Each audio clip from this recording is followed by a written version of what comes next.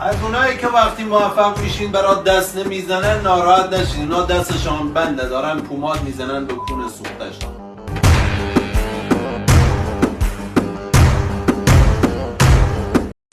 چرا فکر میکنید پشت فرمون 206 پراید 405 جهنم ضرر ماکسیما برای ما جذابه؟ هر موقع پشت فرمون BMW بنز پورش بودی بیا. آخه